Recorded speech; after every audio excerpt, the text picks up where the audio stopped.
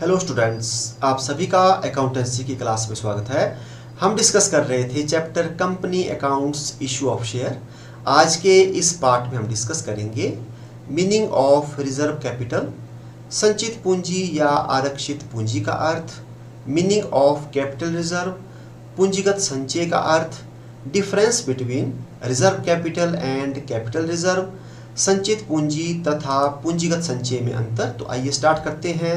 सबसे पहले हम जानते हैं मीनिंग ऑफ रिजर्व कैपिटल, संचित पूंजी या आरक्षित पूंजी का अर्थ। It is the capital which has not been called up by company and the company has decided not to call the uncalled capital।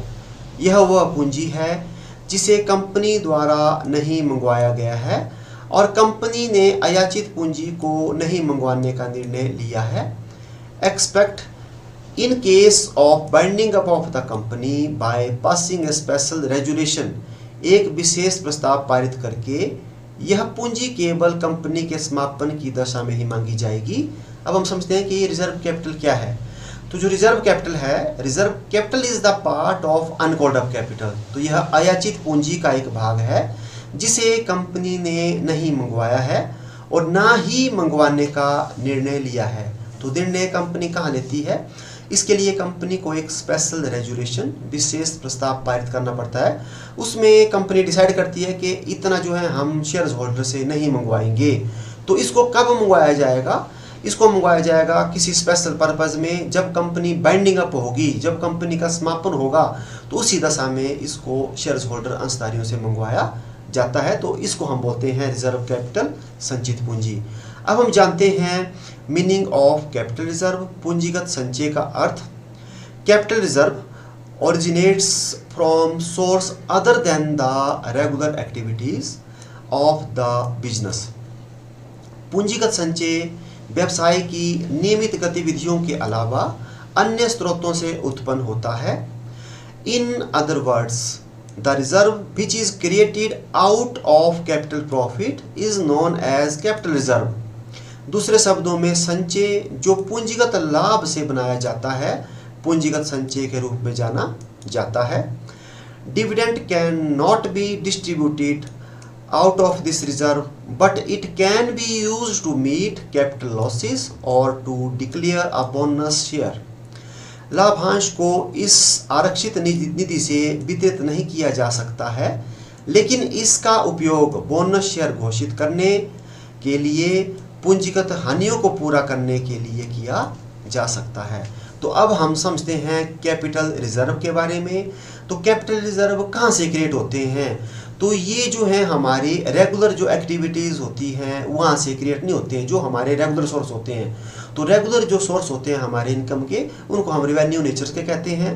और जो इरेगुलर होते हैं, जो कभी कभी होते हैं, उनको हम बोलते हैं कैपिटल प्रॉफिट। तो जब कंपनी को कैपिटल प्रॉफिट होते हैं तो उस प्रॉफिट में जो रिजर्व बनाए जाते हैं उसको ही हम बोलते हैं कैपिटल रिजर्व। और ये जो हमने बचाए हुए हैं इससे हम जो है डिविडेंड पे नहीं कर सकते, डिविडेंड को डिक्लेयर नहीं कर सकते। तो ये जो हमारे पास कैपिटल रिजर्व हैं इसका यूज़ हम कर सकते हैं या तो बोनस शेयर्स को डिक्लेयर करने में, या जो हमारे कैपिटल लॉसेज होते हैं, एक होते हैं रेवेन्यू, ठीक, एक होते हैं कैपिटल। तो जो कैपिटल लॉसेज होते हैं उनको पूरा करने के लिए भी हम इन रिजर्व का यूज़ कर सकते हैं। लेकिन ये जो रिजर्व रखा है इसका हम यूटिलाइजेशन डिविडेंड को डिक्लेयर करने के लिए नहीं करेंगे। तो अब यहाँ काफ़ी इंपॉर्टेंट बात है, आउट ऑफ कैपिटल प्रॉफिट। तो कैपिटल प्रॉफिट में से हम जो है रिजर्व को बचाएंगे, उसको बोलेंगे हम कैपिटल रिजर्व। तो हम देखते हैं सोर्स। तो सोर्स क्या है कैपिटल प्रॉफिट के? तो वो आपको बताते हैं सोर्सेज ऑफ कैपिटल प्रॉफिट, पूंजीगत लाभ के स्रोत। मतलब ऐसी कौन कौन सी इनकम होती है जो हमारी रेगुलर नहीं होती, ठीक है। तो एक होता है profit on sale of fixed assets, स्थायी संपत्तियों की बिक्री पर लाभ। Profit on revaluation of assets and liabilities, संपत्तियों और दायित्वों के पुनः मूल्यांकन से लाभ। Profit on forfeiture and re issue of forfeited of share, जब्त किए गए अंशों की जब्ती और पुनर्निगमन पर लाभ। Profit on redemption of debenture at a discount, कटौती या छूट पर ऋण पत्रों के शोधन पर लाभ।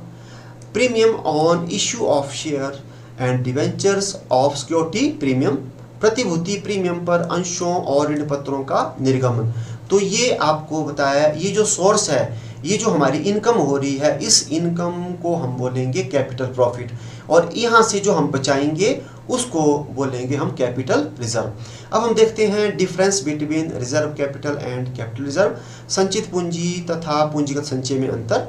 तो फर्स्ट हमने लिया है सीरियल नंबर, दूसरा लिया है बेसिस ऑफ डिफरेंस, थर्ड जो कॉलम है वो लिया है हमने रिजर्व कैपिटल का जिसको हम संचित पूंजी कहते हैं, एंड फोर्थ लिया है हमने कैपिटल रिजर्व का जिसको हम पूंजीगत संचय कहते हैं। देखते हैं फर्स्ट पॉइंट। तो फर्स्ट पॉइंट है मीनिंग अर्थ, जो हमने अभी डिस्कस किया। तो जब आपको डिफरेंस आएगा तो सबसे पहले आपने मीनिंग लिखना है। तो it is the capital which has not been called up by company and the company has decided not to call the uncalled capital except in case of winding of the company by passing a special resolution.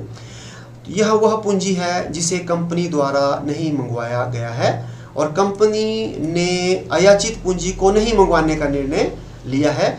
एक विशेष प्रस्ताव पारित करके यह पूंजी केवल company के समापन की दशा में ही मांगी जाएगी। तो आपको मैंने समझा दिया। तो आप सबसे पहले मीनिंग लिखेंगे। अब हम देखते हैं मीनिंग ऑफ कैपिटल रिजर्व।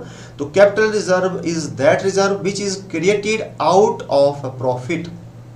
पूंजीगत लाभ में से जो संचय बनाए जाते हैं उन्हें पूंजीगत संचय कहते हैं। तो ये आ रहे हैं कहाँ से? पूंजीगत लाभों में से। और सेकंड पॉइंट देखते हैं। सेकंड है नेसेसिटी, आवश्यकता हिंदी में। It is not necessary to create reserve capital. इसका निर्माण करना आवश्यक नहीं है। तो आपको रिजर्व कैपिटल को क्रिएट करना जरूरी नहीं होता है। It is necessary to create capital reserve in case of capital profit. यदि पूंजीगत लाभ हो तो इनका निर्माण करना आवश्यक होता है। तो आपको बता दिया कि कौन बनाना जरूरी है। तो जो कैपिटल रिजर्व है उनको बनाना जरूरी है। और कब बनेंगे? जब हमारे को कैपिटल प्रॉफिट होंगे, तो इनका निर्माण करना जरूरी है। लेकिन रिजर्व कैपिटल जो आरक्षित पूंजी को रखना जरूरी नहीं है। तो आप रख भी सकते हैं। अगर रखना है तो आपको स्पेशल रेजुलेशन पास करना पड़ेगा, जो मैंने आपको समझाया। देखते हैं थर्ड पॉइंट। थर्ड है स्पेशल रेजुलेशन, विशेष प्रस्ताव। Special resolution is required for its creation. इसके लिए कंपनी द्वारा विशेष प्रस्ताव पास किया जाता है। अब देखते हैं हम कैपिटल रिजर्व के बारे में। No special resolution is required for the creation of capital reserve. इस दशा में कंपनी को विशेष प्रस्ताव पास करने की आवश्यकता नहीं होती, क्योंकि ये कंपलसरी आपको बताया बनाना। तो इसके लिए हमारे को स्पेशल रेजुलेशन पास नहीं करना पड़ता। किसके लिए? कैपिटल रिजर्व के लिए। फोर्थ पॉइंट, अमाउंट, राशि। It refers to the amount which has not been received. इसकी राशि अभी प्राप्त नहीं हुई है, क्योंकि आपको बताया कि रिजर्व कैपिटल होती है जो हमारे पास अमाउंट पूंजी अभी नहीं मिली हुई है। और कैपिटल रिजर्व के बारे में देखते हैं। It refers to the amount which has already been received. इसकी राशि प्राप्त हो चुकी है। तो एक डिफरेंस ये है कि जो रिजर्व कैपिटल है वो हमारे को अभी प्राप्त नहीं हुई है और कैपिटल रिजर्व हमारे को प्राप्त हो चुकी है। फिफ्थ पॉइंट, अकाउंटिंग ट्रीटमेंट, लेखांकन व्यवहार। No accounting treatment is made in the books so it is not shown in balance sheet. इसका पुस्तकों में कोई लेखा नहीं किया जाता, जिस कारण इसे कंपनी के स्थिति विवरण में नहीं दिखाया जाता। क्योंकि इसकी एंट्री नहीं होगी तो इसको फिर हम बैलेंस शीट्स में नहीं बताएंगे।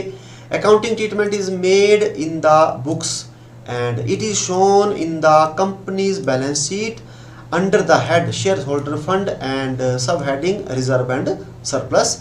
इसका पुस्तकों में लेखा किया जाता है और इसे स्थिति विवरण के दायित्व पक्ष में संचयवाधी के शीर्षक के अंतर्गत दिखाया जाता है।